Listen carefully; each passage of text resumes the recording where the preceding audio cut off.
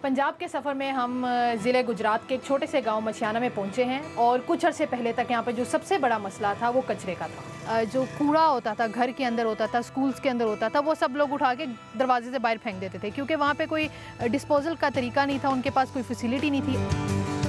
जब हम आ रहे थे इस गांव में तो हमने देखा कि कुछ गांव ऐसे भी थे वहाँ पर लोग अपने घरों का कचरा बाहर अपने घर के सामने ही नाले में डाल रहे थे। वहाँ पे कचरों का ढेर भी देखा हमने। लेकिन मछियाना गांव के लोगों में बहुत अवेयरनेस थी और इस वजह से उन्होंने इस मसले का सलूशन निकाला।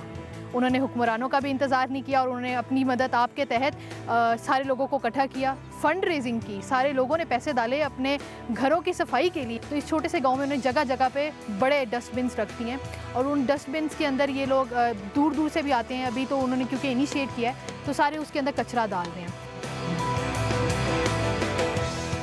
अस्सलाम वालेकुम।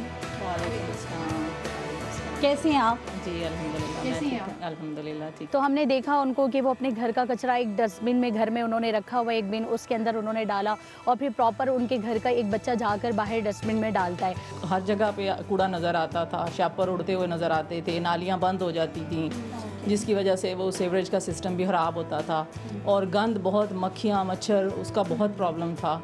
अब अल्हम्दुलिल्लाह इसका ये फ़ायदा है कि जैसे ही वो बिन भर जाती है तो वो कमेटी वाले उसको फेंक आते हैं।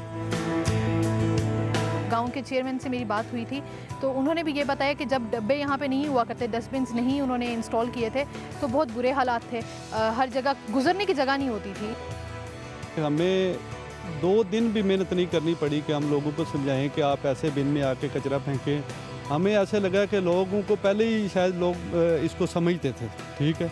किसी एक दिन भी ज़रूरत नहीं पेश आई कि हम लोगों को जाके समझाएं, घर घर जाएं कि ये बिन पड़े हैं, आप प्लीज़ इसमें कचरा फेंकें, बाहर ना फेंकें।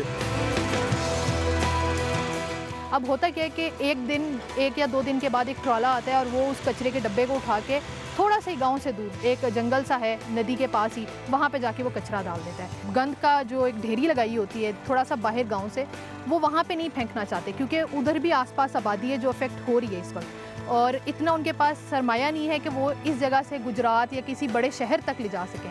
ये लोगों की बड़ी हिम्मत है जो लोगों ने इतना कर लिया, लेकिन बाकी काम तो गवर्नमेंट का ना, ये हमारा काम तो नहीं जो काम हम कर रहे हैं। आप जो इर्द गिर्द के गाँव है ना वो बहुत सारे हमारे काम से मुतासर हैं।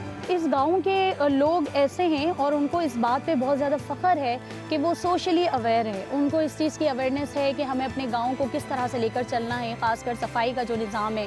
यहाँ पे लोग तो पॉलिटिक्स में जा ही नहीं रहे, वो कहते हैं कि जो सोशल इश्यूज़ हैं उन पे हमें खुद ही स्टैंड लेना होगा। अगर हम खुद स्टैंड नहीं लेंगे तो ये इश्यूज़ इतनी जल्दी रिजॉल्व नहीं होंगे।